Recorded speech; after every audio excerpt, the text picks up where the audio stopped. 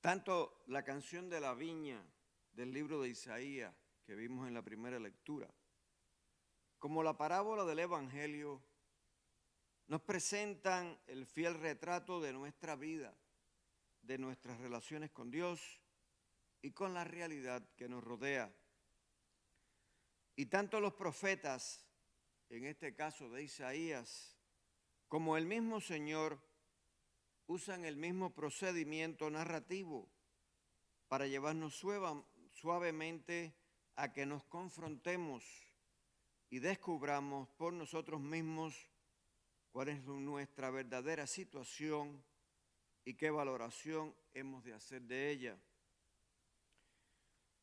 En la época que Jesús vivía, la mayoría de las personas no sabían leer ni escribir.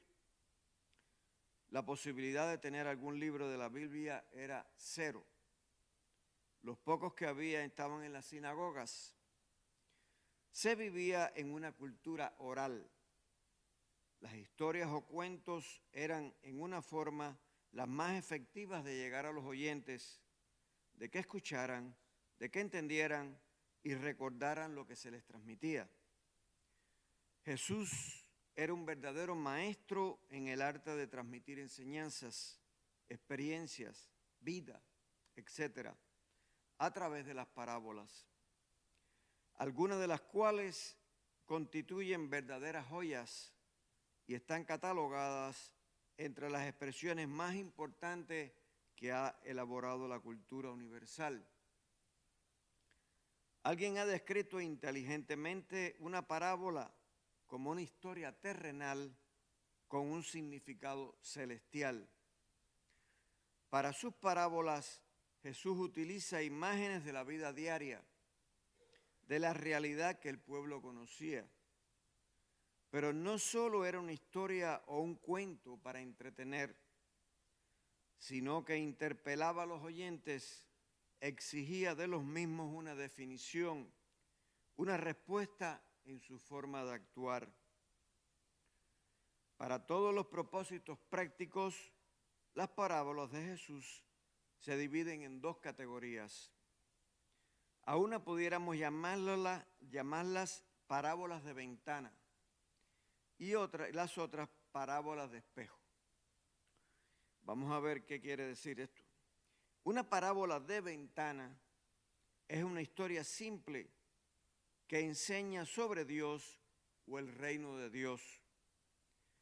Es una ventana verbal, es como si estuviéramos asomando a través de una ventana, a través de las cuales podemos mirar para obtener una idea de Dios o del reinado de Dios.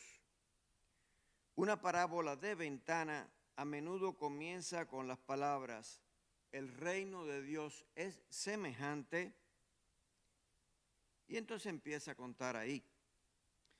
Un ejemplo de una parábola de ventana es la historia de Jesús sobre la oveja perdida. Se compara la preocupación de un pastor por una oveja perdida a la preocupación del padre por un pecador. El pastor sale a buscar al extraviado. Cuando lo encuentra, no lo ata a un árbol, ni lo castiga. Lo lleva a su casa cariñosamente sobre sus hombros. El punto de Jesús es que su Padre Celestial trata a los pecadores de la misma manera. Y entonces las parábolas de ventana son historias que nos dan una idea de Dios o de su reino. Pudiéramos hablar también, como parábola de ventana, del hijo pródigo, del dueño que le quiere dar trabajo a todos. Estas parábolas nos muestran el amor y la misericordia de Dios. Las parábolas de espejo, por otro lado, son historias que actúan como espejos verbales, como si tuviéramos un espejo frente a nosotros. Es decir, nos cuentan una idea de nosotros mismos, nos confrontan con los que somos y cómo actuamos. Jesús construyó estas parábolas de tal manera que la gente que escuchaban a Jesús pudieron verse a sí mismos en uno de los personajes de las parábolas. La parábola de hoy del propietario de la viña es un buen ejemplo de esto. Jesús lo dirigió principalmente a los principales sacerdotes y a los fariseos, es decir, a los líderes religiosos de Israel. Vamos ahora a ver más de cerca esta parábola para ver cómo sirvió de espejo. Vemos el elenco de los personajes de la parábola y a ver a quién Jesús los destinaba a representar en la vida real.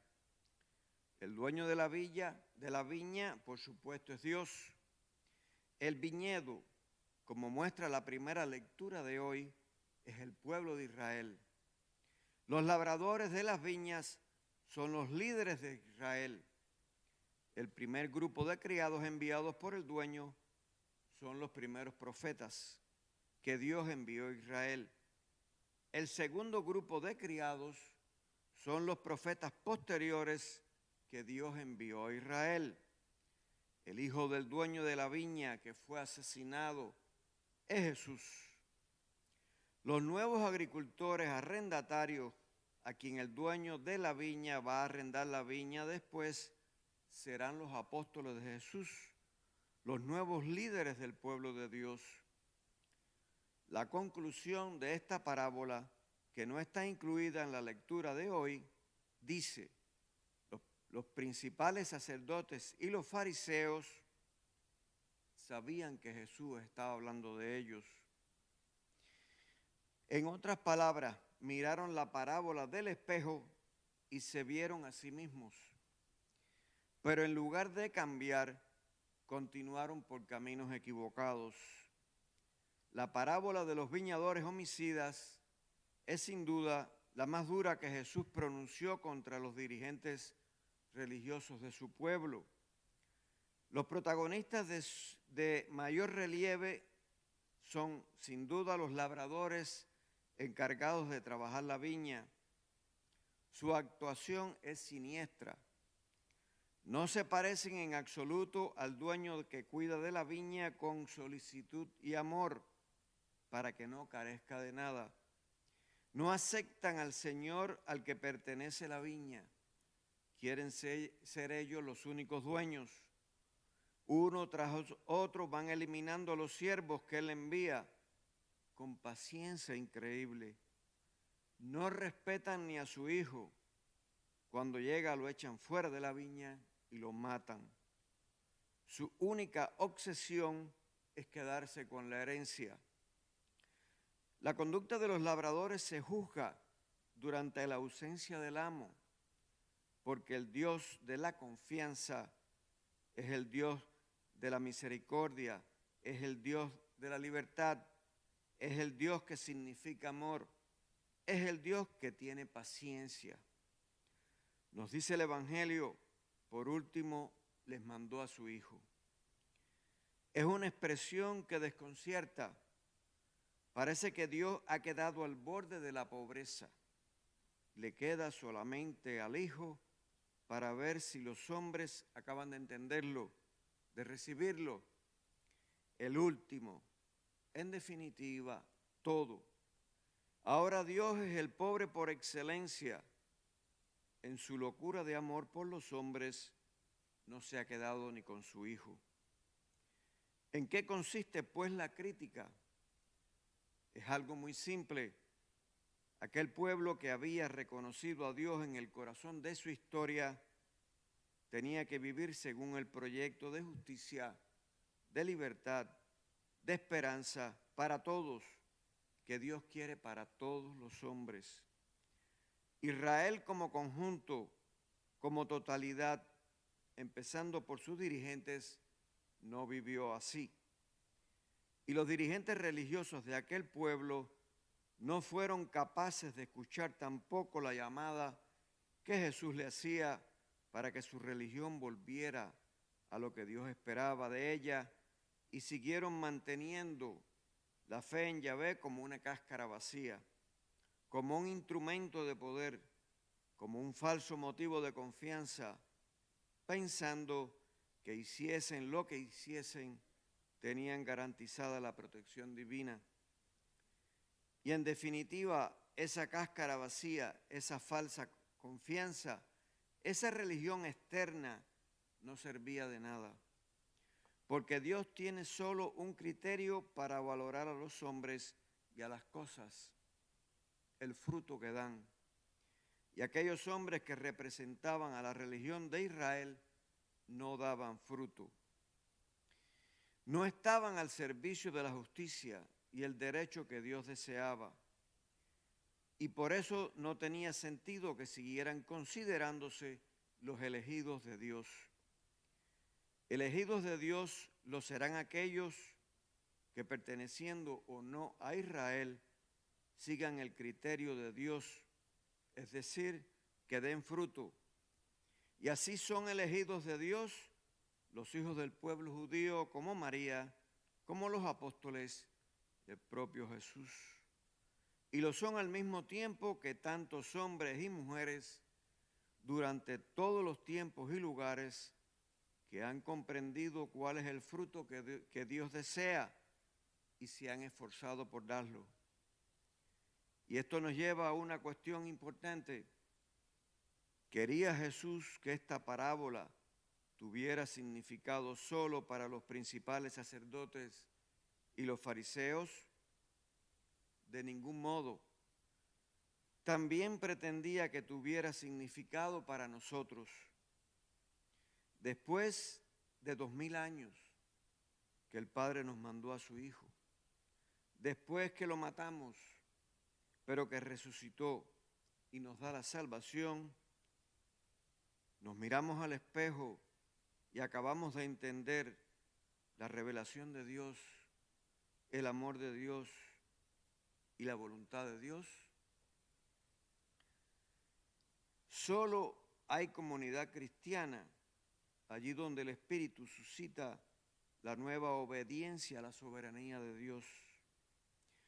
Una iglesia animada por el Espíritu no puede servir a otro Señor que no sea Jesucristo.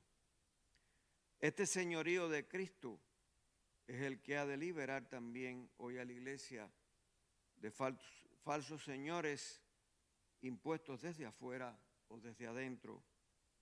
La iglesia no es de la jerarquía, ni del pueblo, ni siquiera de los pobres, es de su Señor. No es de este ni de aquel movimiento, no pertenece ni a la cultura moderna ni a una tradición concreta. Es de su Señor, del señorío de Cristo, que nace del señorío de Cristo nace una comunidad de hermanos que busca ser fiel a su único Señor. Voy a leer esto porque creo que es importante otra vez. Solo hay una comunidad cristiana allí donde el Espíritu suscita la nueva obediencia a la soberanía de Cristo. Una iglesia animada por el Espíritu no puede servir a otro Señor que no sea a Jesucristo. Este señorío de Cristo es el que ha de liberar también hoy a la iglesia de falsos señores impuestos desde afuera o desde adentro. La iglesia no es de la jerarquía, ni del pueblo, ni siquiera de los pobres. Es de su Señor. No es de este ni de aquel movimiento. No pertenece ni a la cultura moderna ni a la tradición concreta. Es de su Señor. Del señorío de Cristo nace una comunidad de hermanos que busca ser fiel a su único Señor. Al contar esta parábola, Jesús inyecta una palabra de esperanza al citar una línea del Salmo 118. La piedra que desecharon los constructores se ha convertido en la piedra angular. Ni siquiera el rechazo más violento pudo frustrar el amor salvador de Dios derramado en Jesucristo. La resurrección de Jesús que recordamos y celebramos todos los domingos, lo que estamos haciendo aquí, es la fuente más profunda de nuestra esperanza de una paz duradera en un mundo marcado por la violencia, por las desavenencias, por los extremismos. Que nuestras mentes y corazones se llenen de la esperanza que Cristo nos da y que cooperemos en el establecimiento de su reino. Amén.